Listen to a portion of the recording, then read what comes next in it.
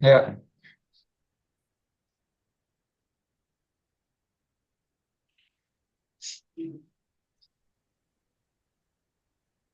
Baik, Assalamualaikum warahmatullahi wabarakatuh.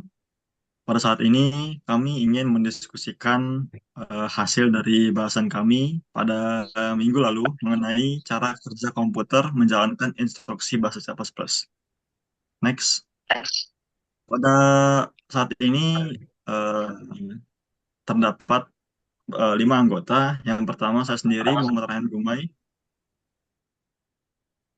kedua saya Ramadhani Ahmad.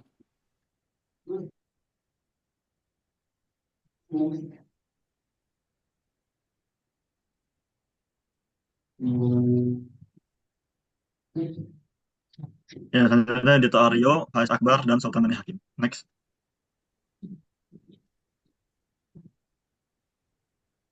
Oke, jadi untuk cara kerja komputer itu sendiri, komputer itu mengeksekusi instruksi dalam bahasa C++ yang melibatkan beberapa tahapan yang menggabungkan hardware dan software.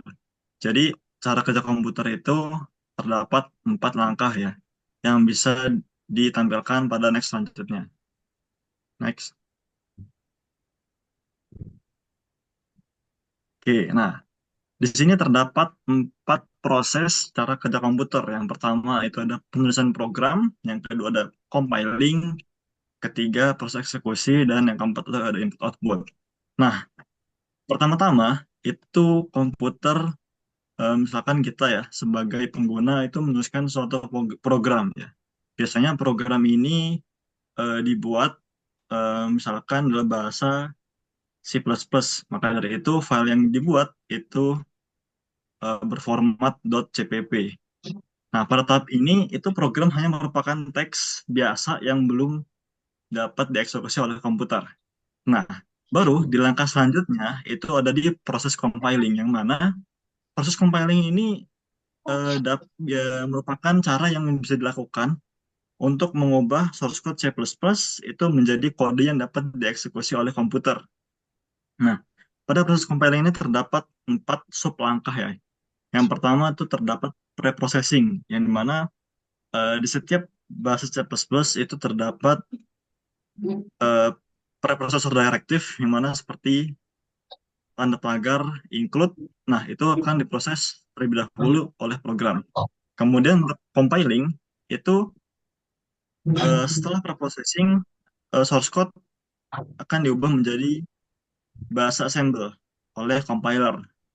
Nah, jadi bahasa assembly ini merupakan bahasa tingkat rendah yang lebih dekat ke instruksi mesin, tapi masih bisa dibaca oleh manusia ya. Misalkan instruksi penambahan pada bahasa C++ yang diterjemahkan ke instruksi bahasa assembly. Nah, kemudian langkah selanjutnya itu ada assembling.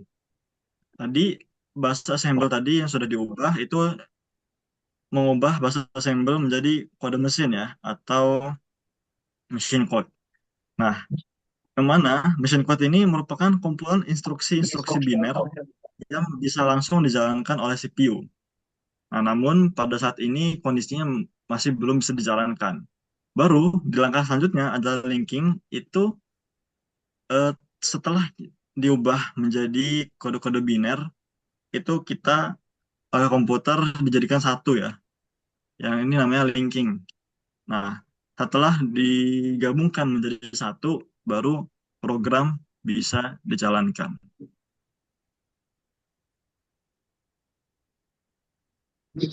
Ada apa? Laptopku mati, Cok. Belum, Ais. Nanti di-cut aja bentar ya, laptopku mati.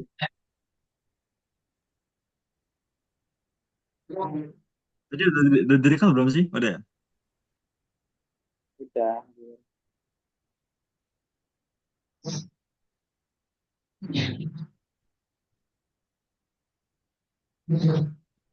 Tadi yang mana, Mai? Udah masuk ini ya? Yang ketiga ya? Iya. Gak apa kan nanti di-cut aja kan?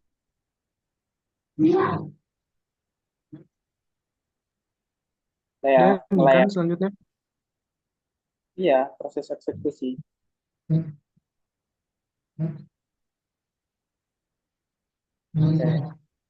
Ya.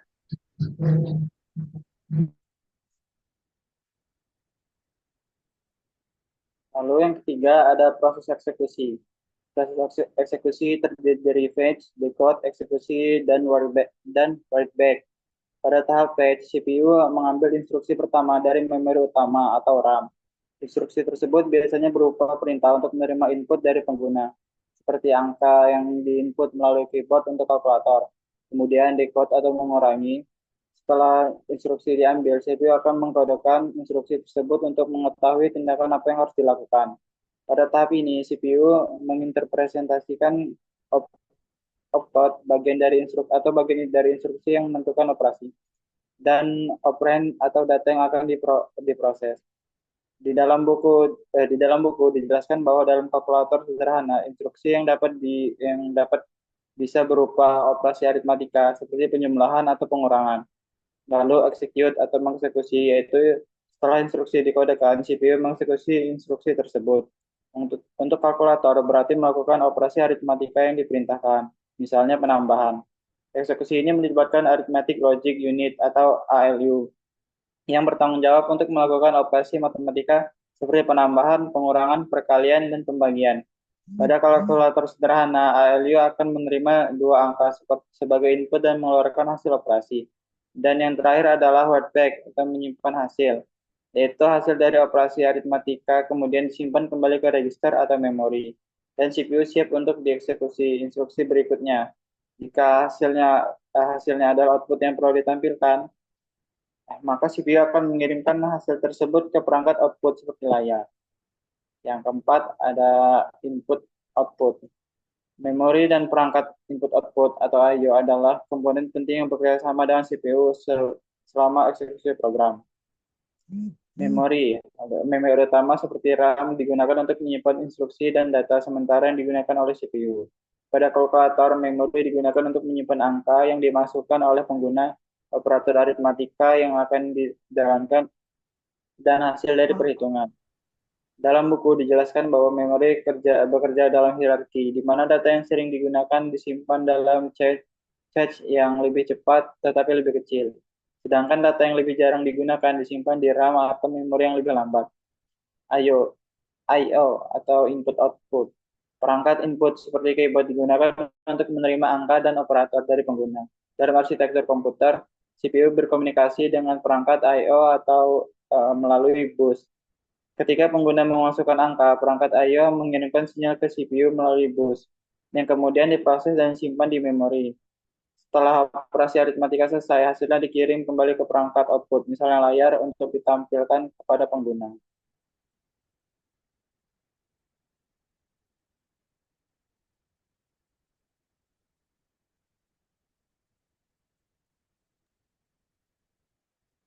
Selanjutnya, cara kerja CPU akan disampaikan teman saya.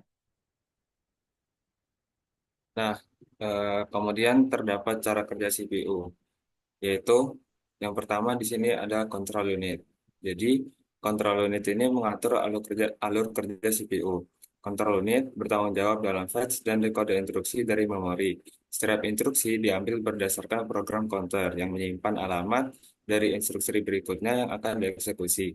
Setelah instruksi diambil dan disimpan dalam instruction register, control unit mengurai instruksi tersebut untuk menentukan tindakan selanjutnya.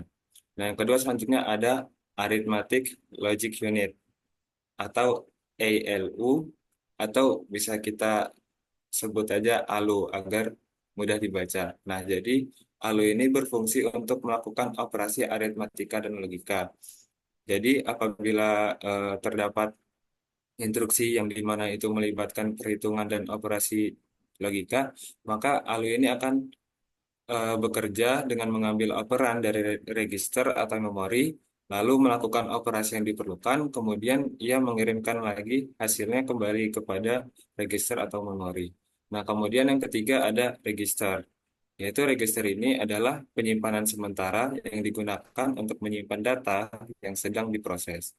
Nah, di sini terdapat berbagai jenis register, seperti contohnya akumulator, yang mana digunakan oleh ALU untuk menyimpan hasil operasi. Kemudian terdapat register lain seperti memory address dan memory buffer yang digunakan untuk menyimpan alamat memori yang sedang diakses dan data yang diambil dari atau disimpan ke memori.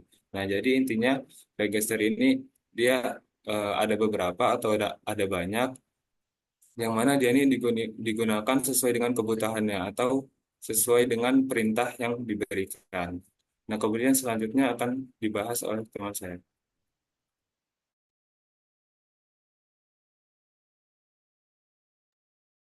Baik, selanjutnya yaitu ada memori main atau main memory. Jadi main memory itu menyimpan instruksi dan data yang digunakan selama eksekusi program. Jadi CPU mengambil instruksi dari memori dengan menggunakan MAR dan MBR yang memungkinkan komunikasi antara memori dan CPU. Jadi saat instruksi diambil, data dari memori akan dipindahkan ke CPU untuk diproses oleh ALU tadi. Selanjutnya yaitu ada bus system, yang dimana bus adalah saluran komunikasi yang menghubungkan CPU dengan memori dan perangkat input-output. Lalu terdapat beberapa jenis bus, seperti address bus untuk membawa alamat memori, data bus untuk mengirim data, dan control bus yang mengelola sinyal kontrol antara perangkat dalam sistem komputer. Jadi bus ini memastikan bahwa data dan instruksi mengalir secara lancar di antara komponen. Lalu terakhir yang keenam itu ada change memory. Change memory adalah jenis memori cepat yang berada lebih dekat ke CPU dibandingkan RAM utama. Jadi change digunakan untuk menyimpan data dan instruksi yang sering diakses sehingga mempercepat waktu akses CPU. Change terbagi beberapa level seperti level 1, level 2, dan level 3. Dengan level 1 yang paling kecil, yang paling cepat dan paling kecil.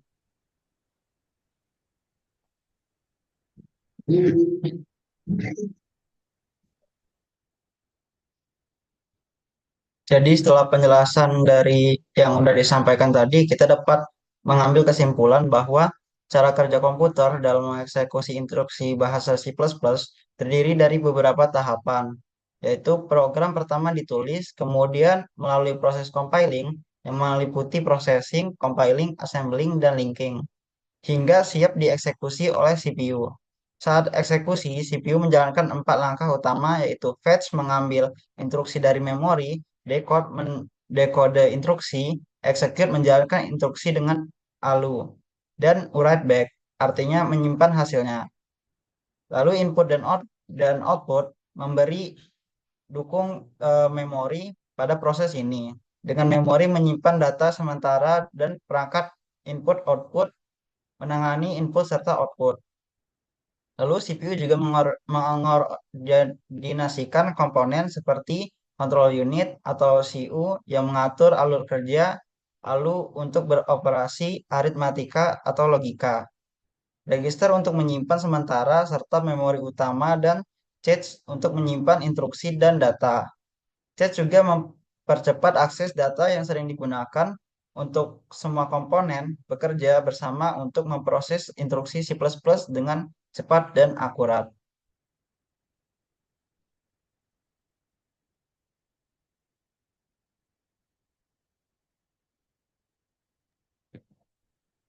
Baik, sekian merupakan presentasi dari hasil diskusi mengenai cara kerja komputer dan CPU ya.